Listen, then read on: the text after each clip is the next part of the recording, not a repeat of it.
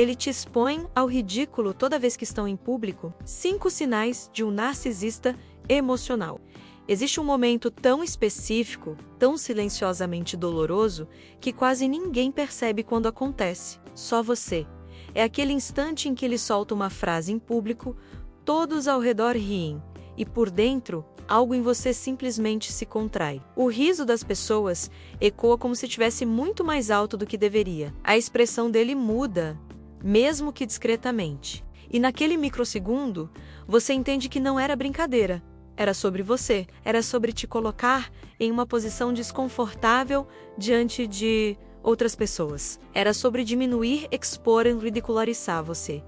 Tenta sorrir para acompanhar o clima, mesmo que seu peito esteja pesado. Tenta agir como se fosse leve, como se fosse natural. Só que enquanto os outros continuam a conversa, você fica presa naquele comentário, no tom, no olhar, na intenção que ninguém mais viu, e algo começa a crescer dentro de você. Um questionamento que você empurra para longe porque enfrentar isso parece grande demais. Por que ele faz isso? Por que sempre é comigo? Por que eu fico com essa sensação de estar sozinha, mesmo cercada de gente? O pior não é o que ele diz, é o que acontece depois, o silêncio entre vocês. O jeito como ele age como se nada tivesse acontecido, como se estivesse tudo em paz, como se o problema fosse sua sensibilidade. Então, você começa a se questionar. Será que eu exagerei? Será que eu entendi errado? Será que estou sendo dramática demais? Você tenta se convencer de que está cansada, estressada, de que está vendo coisas onde não existem. Só que seu corpo sabe, sua intuição sabe. A dor silenciosa que você sentiu não veio do nada. O narcisista emocional tem um padrão muito claro. Ele usa o público como ferramenta. Ele precisa de plateia, precisa de testemunhas, precisa do riso dos outros para confirmar a narrativa que está construindo sobre você. E sem perceber, você começa a se encolher por dentro cada vez que estão em público. Começa a medir palavras, a escolher roupas, a evitar assuntos, a temer um momento em que ele vai transformar você na piada da noite de novo. E aqui está a verdade que ninguém te disse, mas que você sempre sentiu. Não é sensibilidade, não é exagero, não é falta de humor. É dor. É constrangimento. É desrespeito e, acima de tudo, é padrão algo que se repete. Algo que se intensifica, algo que te faz se sentir menor toda vez que acontece. Se esse tipo de situação já te fez engolir um choro para não estragar o clima, se já te fez rir por fora enquanto por dentro tudo se despedaçava, fique aqui. O que você está prestes a ouvir pode ser o primeiro passo para recuperar a clareza que foi tirada de você. Pouco a pouco, a cada vez que ele te expôs ao ridículo, como se fosse apenas uma brincadeira. Quando alguém te expõe ao ridículo em público repetidas vezes, isso não é descuido, não é desatenção e definitivamente não é humor inofensivo, é uma dinâmica muito mais profunda, muito mais estratégica e muito mais cruel do que parece à primeira vista. Existe uma construção emocional por trás disso, e ela começa exatamente no ponto em que você acredita que é só uma brincadeira. O narcisista emocional não machuca à toa. Ele não age por impulso. Ele não é simplesmente exagerado ou espontâneo demais. Cada exposição pública tem um propósito: reposicionar você emocionalmente, diminuir sua confiança, reduzir sua voz, moldar o jeito como os outros te enxergam e, principalmente, te fazer acreditar que a sua dor é exagero, porque quando você duvida do que sente, ele ganha controle. Humilhação não é brincadeira. Humilhação é uma ferramenta de poder, é uma forma de reescrever a hierarquia emocional da relação. É ele dizendo, sem dizer, que pode fazer isso com você e nada acontece. Que pode te constranger, te expor, te colocar numa posição inferior diante de outras pessoas. E que no final, você vai continuar ali, sorrindo, tentando manter tudo em paz. Isso não é humor, é domínio. E existe algo ainda mais importante. Narcisistas emocionais dependem de plateia. Eles precisam do olhar dos outros para validar a superioridade que tentam manter sobre você. Em privado, eles podem ser doces, carismáticos, afetuosos, em público, se transformam. O humor deixa de ser leve e passa a ser uma arma. Uma alfinetada aqui, outra ali, um comentário sobre o que te incomoda, algo que você contou em confiança, sendo usado como piada. São golpes pequenos, mas frequentes, golpes que vão minando sua autoestima de forma silenciosa. A toxicidade mais perigosa não é aquela que chega gritando, é a que chega sorrindo. É a que usa o riso dos outros para mascarar a intenção real. É a que se esconde atrás de frases como "você não sabe brincar". Eu tava só sendo honesto. Tá vendo o problema onde não tem esse tipo de toxicidade? Parece razoável, parece leve, parece socialmente aceitável. E é isso que a torna tão destrutiva, porque ela corrói enquanto todos ao redor acham normal. Mulheres inteligentes, sensíveis e empáticas tendem a ser mais vulneráveis a esse padrão. Não porque não percebem, mas porque tentam entender, tentam ser justas, tentam interpretar o contexto, analisar nuances, dar o benefício da dúvida. Elas acreditam que a comunicação resolve tudo, que paciência resolve tudo, que maturidade resolve tudo. Só que esse tipo de homem se aproveita exatamente disso. Quanto mais você tenta compreender, mais ele expande o território onde pode te ferir. A verdade é que quando algo se repete com frequência, com intenção, com coordenação, deixa de ser episódio, torna-se padrão. E padrões nunca nascem por acaso. Eles revelam estrutura emocional,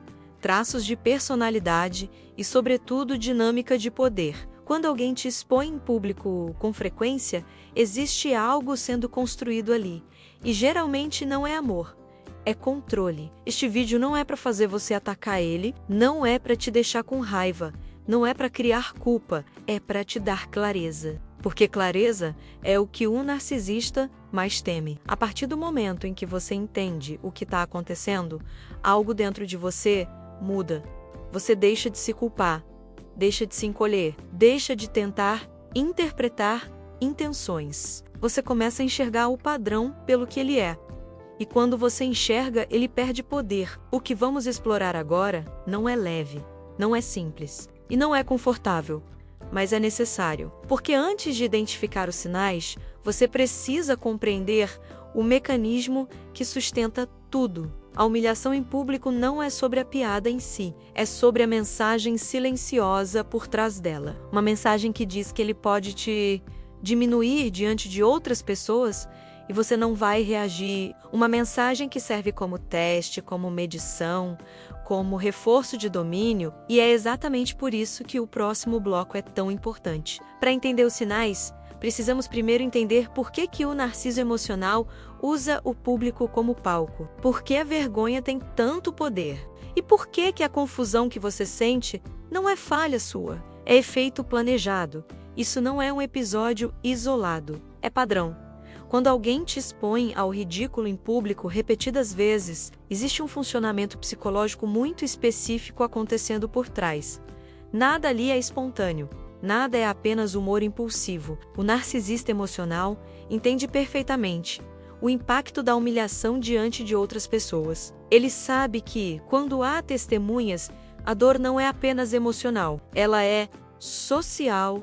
E quando a dor se torna social, você sente que não pode reagir, sente que não pode se defender, sente que precisa manter a compostura para não piorar a situação. Ele conta exatamente com isso. O público funciona como uma espécie de proteção para ele. Quando outras pessoas estão presentes, ele tem a garantia de que você não vai expressar sua dor de forma plena, não vai confrontar, não vai exigir respeito ali na hora, porque você não quer parecer desequilibrada, não quer estragar o clima, não quer ser vista como alguém que não entende brincadeiras. O narcisista emocional usa seu senso de autocontrole contra você. Usa sua maturidade como ferramenta para te silenciar. Ele sabe que você não vai reagir, e isso lhe dá liberdade para ir cada vez mais longe. A vergonha é uma das emoções mais potentes para desorganizar a mente humana. Quando sentimos vergonha, o corpo entra em estado de retração. O peito aperta, o rosto esquenta, a respiração fica curta. A mente tenta se proteger criando justificativas rápidas para amenizar o impacto. E enquanto você tenta se recompor, ele já está mudando de assunto, rindo, conversando com outras pessoas, como se nada tivesse acontecido. Você, que ficou emocionalmente estilhaçada por dentro, não tem tempo de processar. E essa falta de tempo faz parte da estratégia.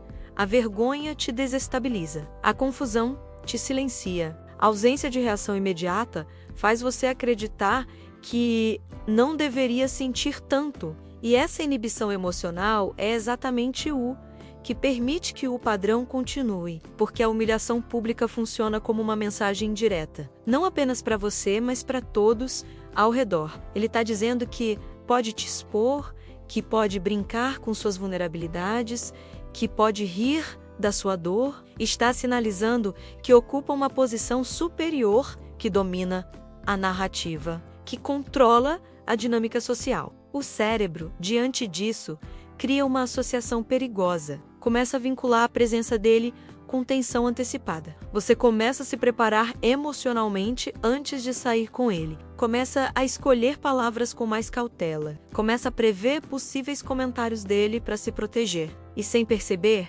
começa a adaptar seu comportamento para evitar situações em que ele possa te expor. Essa adaptação automática é um sinal claro de que existe abuso emocional, mesmo que não tenha sido nomeado ainda. E há algo ainda mais profundo. A humilhação pública causa uma ruptura interna entre o que você sente e o que você demonstra.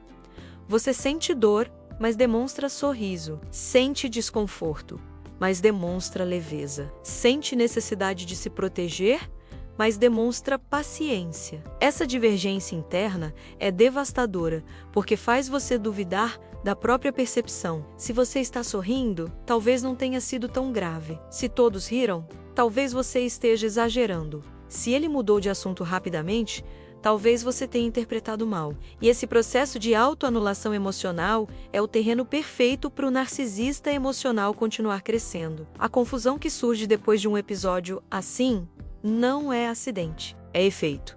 Quando o seu corpo sente algo, mas sua mente tenta racionalizar, a realidade fica borrada. E nessa neblina emocional, o narcisista encontra espaço para manter o controle. Ele sabe que o riso coletivo diminui sua força interna, sabe que a vergonha te desestabiliza e sabe que a confusão posterior te impede de estabelecer limites. Por isso, antes de reconhecer os sinais, você precisa reconhecer o cenário psicológico que sustenta tudo. Ele não te humilha em público porque é brincalhão.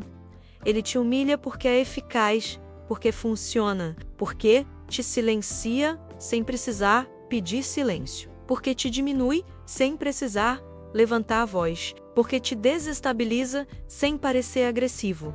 E agora que você entende como isso opera, está pronta para enxergar os padrões que vêm a seguir. Padrão 1. Humor hostil disfarçado de brincadeira. O primeiro padrão costuma passar despercebido porque vem embalado como algo socialmente aceitável. Humor, brincadeira, ironia. Ele faz comentários que parecem leves para quem está olhando de fora, mas que atingem pontos sensíveis em você. Não são piadas genéricas, são direcionadas, tocam em inseguranças que você já revelou, em falhas que você mesma compartilhou, em traços da sua personalidade que ele sabe que te deixam vulnerável. E isso não é coincidência. Esse tipo de humor tem uma característica muito clara. Ele sempre coloca você em uma posição inferior.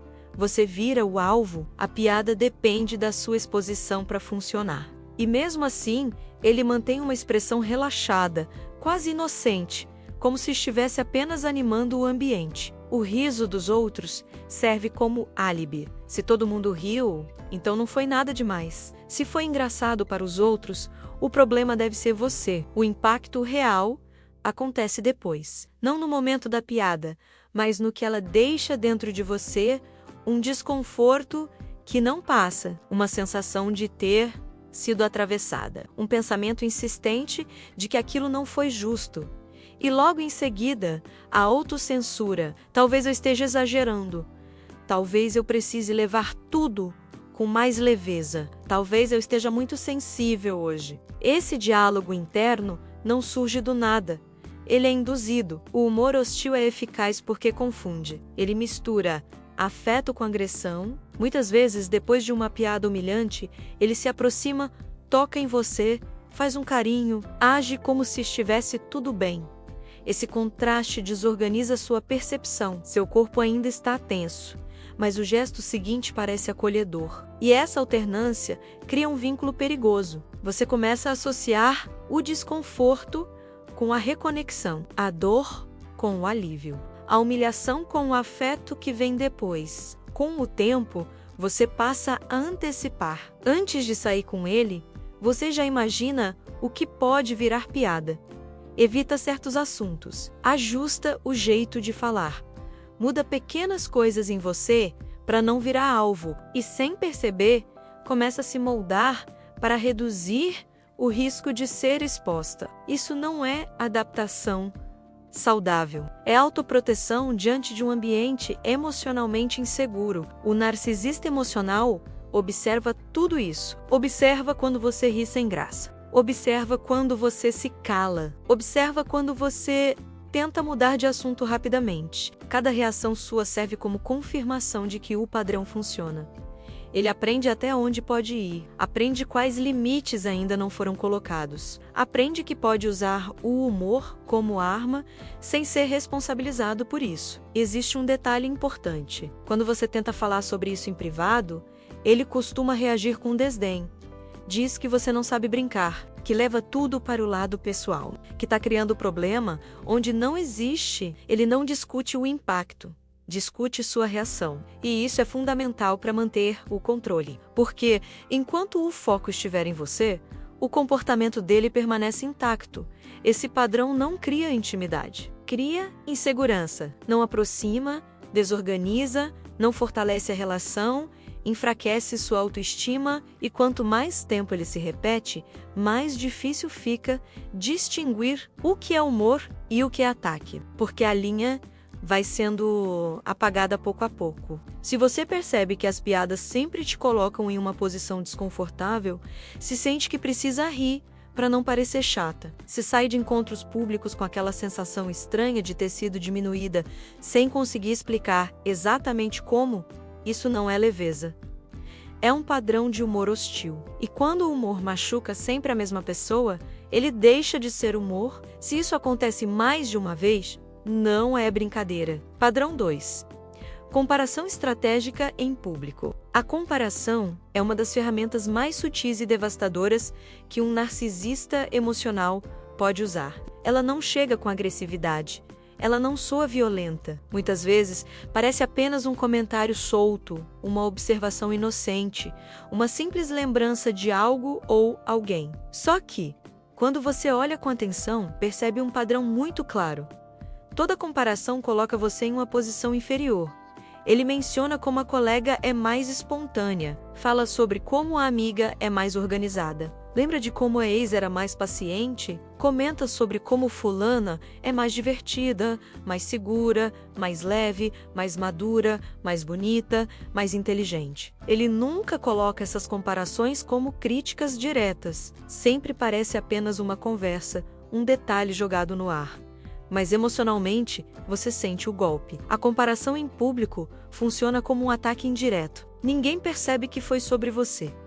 Ninguém nota a intenção. Ninguém entende o impacto. Para quem está ao redor, ele está apenas falando de outras pessoas. Mas para você que conhece sua própria vulnerabilidade, aquela frase entra como uma agulha fria e calculada. O narcisista emocional sabe exatamente o que está fazendo. Ele escolhe características que sabe que te inseguram. Escolhe mulheres que ele sabe que te despertam desconforto. Escolhe temas que ativam suas feridas mais silenciosas. E faz isso com um tom calmo e despreocupado, como se estivesse apenas mencionando coisas aleatórias. O efeito dessa comparação é profundo.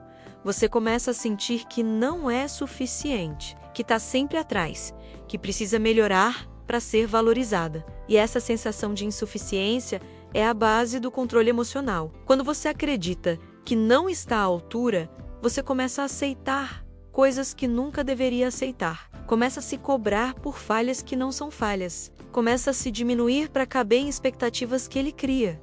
Em público, o impacto é ainda maior, porque a comparação te coloca em uma espécie de vitrine emocional. O narcisista está dizendo, indiretamente para todos ao redor: existem mulheres melhores que ela, e essa mensagem silenciosa te atinge com força, mesmo que ninguém tenha reparado. É como se ele estivesse medindo você diante dos outros, como se estivesse estabelecendo que você ocupa um lugar inferior, mesmo estando ao lado dele. E quando você reage, o jogo começa. Ele se faz de inocente, diz que não falou nada demais, que você entendeu errado, que você está insegura, que está criando problema sem motivo. Ele nunca assume o impacto da comparação. Ele transforma sua dor em evidência de que o problema é você.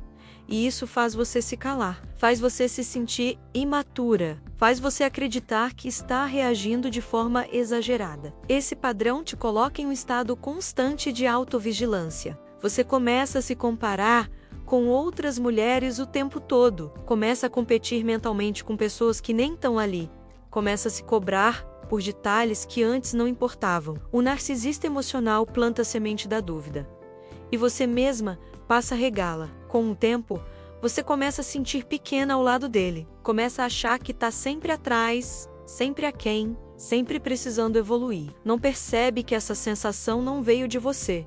Foi induzida, foi construída, foi reforçada pelos comentários disfarçados de normalidade. Comparação não é comentário inocente, é posicionamento. É ele dizendo onde te vê na hierarquia emocional da relação. E aos poucos, a partir dessas comparações, você perde algo essencial: a referência do próprio valor. Padrão 3. Exposição das suas vulnerabilidades. Entre todos os padrões, este talvez seja o que mais corrói por dentro, porque ele não expõe algo superficial, algo irrelevante, algo que qualquer pessoa poderia comentar. Ele expõe exatamente o que você contou em confiança, exatamente o que te dói, exatamente o que deveria ser protegido. Ele transforma suas vulnerabilidades em entretenimento social. E isso nunca é acidental. O narcisista emocional sabe que a intimidade é um território sagrado. Sabe que existem coisas que você só compartilha com quem confia profundamente. Sabe que ao revelar algo pessoal, você abriu uma porta que poucos têm acesso. Ele também sabe que cada vulnerabilidade sua é uma peça emocional delicada. E quando ele decide expor isso em público, não é humor, é estratégia. Contar algo íntimo seu diante de outras pessoas, mesmo em tom de brincadeira, é uma forma de dizer que aquilo que te machuca não tem importância. Ele ri da sua história, do seu medo, da sua insegurança, do seu passado, de momentos difíceis que você viveu, de aspectos que você revelou porque acreditou que estava em um espaço seguro. A sensação que fica é devastadora. Não é só vergonha, é traição emocional. O mais confuso é que, enquanto ele expõe, as pessoas ao redor costumam rir, parecem achar leve, engraçado, inocente. E esse riso cria um abismo interno, porque você se sente mal, mas ninguém ao redor percebe que houve uma fronteira quebrada. A validação externa desaparece. É como se o golpe emocional tivesse sido invisível para todos, menos para você. E isso faz você questionar se realmente deveria estar doendo tanto. O narcisista emocional se alimenta dessa dúvida. Ele age como se estivesse apenas sendo espontâneo, como se estivesse compartilhando uma história divertida, como se estivesse aproximando as pessoas. Só que por dentro, você sabe que não foi aproximação, foi exposição, foi um desrespeito à confiança que você depositou, foi uma violação da sua intimidade. Com o tempo, essa exposição começa a moldar seu comportamento. Você passa a ter medo de contar coisas sobre si mesma. Evita compartilhar sentimentos profundos. Evita falar de traumas, inseguranças, fragilidades. Sente que qualquer informação pode virar piada, comentário ou história diante de outras pessoas. Você deixa de ser aberta, não por falta de afeto, mas por autopreservação. E essa é uma das maiores dores desse padrão. Ele destrói o espaço seguro dentro da relação. Quando alguém usa sua vulnerabilidade como arma, algo essencial se rompe. A confiança perde seu chão. A intimidade perde profundidade. E você se vê emocionalmente sozinha, mesmo dentro do relacionamento. Começa a esconder partes de si, não porque quer, mas porque precisa. Começa a se sentir observada, analisada, medida, como se estivesse sempre na defensiva, mesmo nos momentos mais tranquilos. E quando você tenta falar sobre isso, ele minimiza, diz que você leva tudo a sério demais, que não tem motivo para ficar chateada, que a história era engraçada, que você não sabe rir de si mesma. Perceba que ele nunca discute a quebra de confiança, nunca discute o impacto emocional, discute apenas o seu incômodo. E isso desloca totalmente o peso da situação para você. Você passa a ser a responsável pelo desconforto que ele mesmo criou. Esse padrão é um ataque direto à sua segurança emocional. Ele destrói o espaço onde você deveria poder ser vulnerável, onde deveria poder ser humana, onde deveria poder ser falha sem medo de como isso será usado contra você. Quem expõe o que te machuca não está brincando, está mostrando que a sua dor é pequena o suficiente para virar piada. Está dizendo que nada em você é sagrado. E toda vez que isso acontece, algo dentro de você se retrai mais um pouco. Esse tipo de exposição não aproxima, afasta, não cria intimidade, destrói. Não mostra humor, mostra controle. E, quando isso se repete, deixa de ser sobre a história que ele contou. Passa a ser sobre o padrão que ele usa para mostrar que tem poder sobre partes de você que deveriam ser protegidas. Quem expõe o que te machuca, não protege. Padrão 4. O papel da vítima engraçada. Esse padrão é um dos mais desorientadores, porque transforma completamente a percepção das pessoas ao redor e faz você parecer a parte difícil da relação. Aqui, o narcisista emocional não apenas te expõe, ele cria uma narrativa em que você se torna responsável por qualquer tensão. Enquanto ele se posiciona como alguém divertido, incompreendido, sempre tentando deixar tudo leve, ele se coloca no papel da vítima engraçada. E esse papel é desempenhado com maestria. A dinâmica funciona assim. Primeiro, ele provoca, faz piadas sobre você, te coloca em situações desconfortáveis, usa o humor como arma, como ferramenta de exposição. Quando você demonstra incômodo, mesmo que de forma sutil, ele muda completamente o tom. De repente, ele se faz de injustiçado. Finge surpresa. Age como se não entendesse por que você ficou chateada. Diz que estava apenas brincando, que nunca teria imaginado que você reagiria assim, que você interpretou tudo errado. Esse deslocamento emocional, é violento, porque a narrativa muda diante de você e diante dos outros. Enquanto você tenta explicar seu desconforto, ele já se posicionou como alguém bem intencionado, leve, incompreendido, alguém que só queria trazer alegria para o momento. As pessoas ao redor, que não sentiram o impacto da humilhação, tendem a concordar com ele.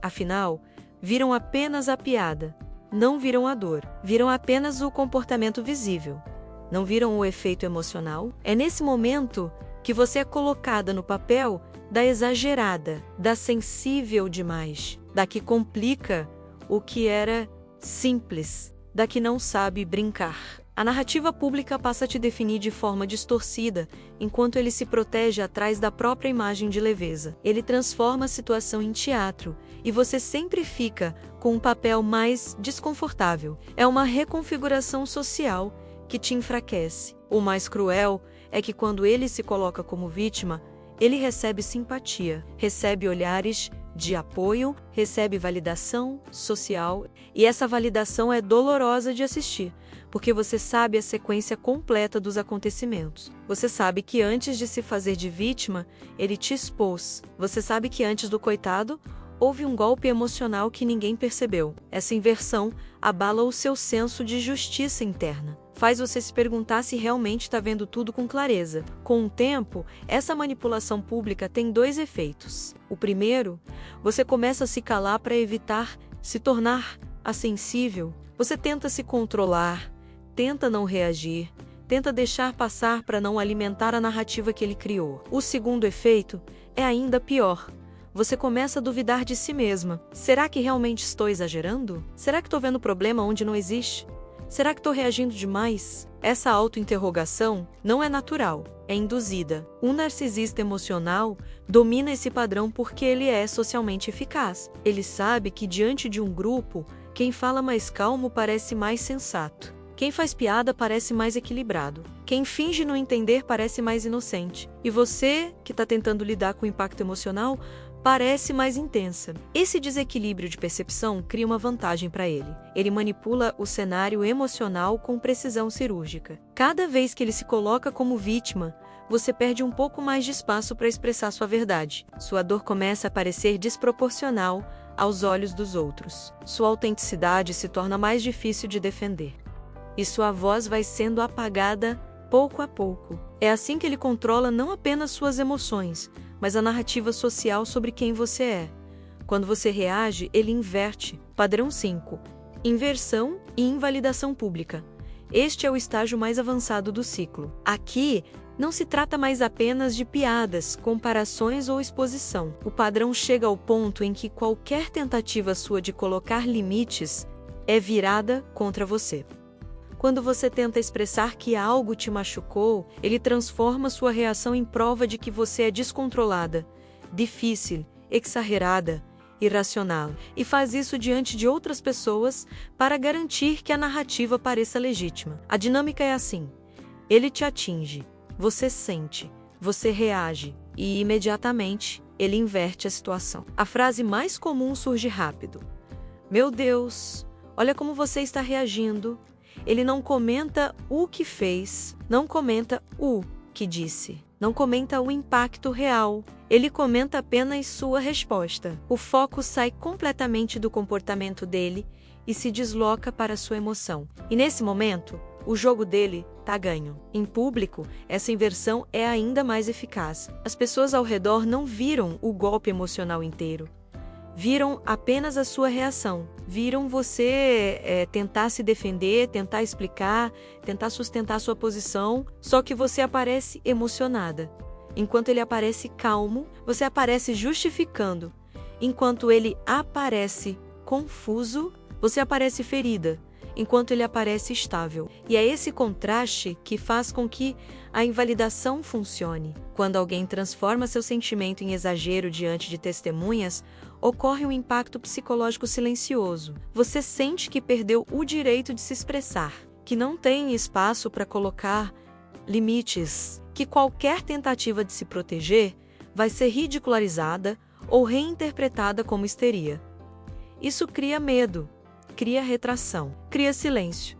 E esse silêncio não é paz, é apagamento. Com o tempo, você começa a hesitar antes de falar qualquer coisa que possa gerar desconforto. Evita conversas difíceis, evita pedir respeito, evita expressar fragilidade. O medo de ser invalidada publicamente te condiciona. Você escolhe o silêncio porque o custo emocional de falar parece alto demais. E esse é exatamente o objetivo do narcisista emocional. Não impor limites diretamente, mas tornar a sua reação tão difícil, tão desgastante, tão desgastada, que você deixe de reagir. A invalidade pública reorganiza a hierarquia emocional da relação. Ele se posiciona como racional, centrado, maduro. Você como sensível demais, instável, problemática. E qual é o impacto real disso? Você passa a acreditar que precisa controlar suas emoções o tempo todo, mesmo quando está sendo ferida. Passa a se esforçar para parecer equilibrada enquanto ele continua atingindo você com precisão cirúrgica. O sentimento de impotência cresce, porque não importa o que você diga, sua versão nunca será vista como legítima. Esse padrão fecha o ciclo de forma contundente. A humilhação inicial cria a dor. O humor hostil mantém você confusa. A comparação diminui seu valor. A exposição te fragiliza. A postura de vítima dele distorce a realidade. E a inversão pública te silencia. Quando isso acontece, você perde não apenas o direito de se expressar, perde a confiança na própria percepção. E sem essa confiança, qualquer relacionamento se torna um terreno emocional instável. Existe um momento silencioso em que algo dentro de você começa a se reorganizar. Não é raiva, não é confronto, não é uma decisão imediata. É lucidez, uma clareza que chega sem barulho, mas com firmeza, você percebe que o problema nunca foi sua sensibilidade. Nunca foi sua forma de reagir. Nunca foi o fato de você sentir demais. O problema foi ter ficado tempo demais em um ambiente que te ensinou a duvidar de si mesma. Nesse ponto, a culpa começa a perder força. Você entende que não ficou porque não percebeu. Você ficou porque acreditou. Acreditou no diálogo, na empatia, na possibilidade de ajuste. Acreditou que relações amadurecem com conversa e compreensão. Isso não é ingenuidade, é humanidade, é maturidade emocional. E reconhecer isso devolve algo essencial que havia sido tirado de você pouco a pouco, dignidade emocional. Você começa a enxergar o quanto se adaptou para manter a relação funcionando, o quanto engoliu desconfortos para não gerar conflito, o quanto riu quando queria chorar, o quanto silenciou para preservar o clima. E pela primeira vez, você não se acusa por isso. Você observa. E observar sem se punir é um sinal claro de que algo mudou por dentro. Esse ponto de ruptura não exige que você saiba o que fazer agora. Ele não pede respostas rápidas. Ele pede apenas honestidade interna. Honestidade para admitir que algo te feriu repetidamente, que algo te diminuiu, que algo te fez se afastar de quem você era. E admitir isso não te torna fraca, te torna consciente. Quando a consciência chega sem culpa, o controle perde força, porque aquilo que antes te mantinha presa era a confusão, era a dúvida, era o medo de estar exagerando. Quando você entende que sua dor faz sentido, você não precisa mais provar nada para ninguém. Você começa a confiar de novo na própria percepção. E esse é o início de qualquer mudança real. Não existe uma decisão correta que você precise tomar agora. Não existe uma urgência para agir. O que existe, neste momento, é algo muito mais importante. Sua percepção voltando ao lugar. Quando você recupera a clareza, o controle emocional que ele tinha sobre você começa a perder força. É assim que ciclos tóxicos se desfazem. Não é com explosão, é com lucidez. Você não precisa confrontar ninguém hoje. Não precisa justificar seus sentimentos. Não precisa se explicar para pessoas que nunca sentiram o que você sentiu. Sua experiência é válida. Sua dor é legítima. Sua sensibilidade é inteligência emocional, não fraqueza. Ela é a prova de que você reconhece quando algo está desalinhado, mesmo que o mundo ao redor tente te convencer do contrário. O que importa agora é entender que você tem permissão para se escutar. Permissão para colocar limites, permissão para se afastar emocionalmente do que te diminui, permissão para se proteger. Nada disso exige coragem extrema, exige apenas respeito próprio. Respeitar o que seu corpo sentiu em cada momento de exposição. Respeitar a intuição que tentou te avisar. Respeitar o desconforto que foi ignorado tantas vezes. Quando você honra o que sente, não existe mais espaço para que alguém defina quem você é. A confusão que antes te paralisava se dissolve, e no lugar dela surge uma sensação de firmeza silenciosa. A firmeza de quem não precisa provar nada, de quem não precisa se moldar para caber, de quem não precisa aceitar menos do que merece. Se este vídeo fez você colocar nome no que sempre sentiu, permaneça aqui. Consciência é proteção. E recuperar sua dignidade emocional é o primeiro passo para recuperar a si mesma. No seu próprio tempo, do seu jeito, com a sua própria força.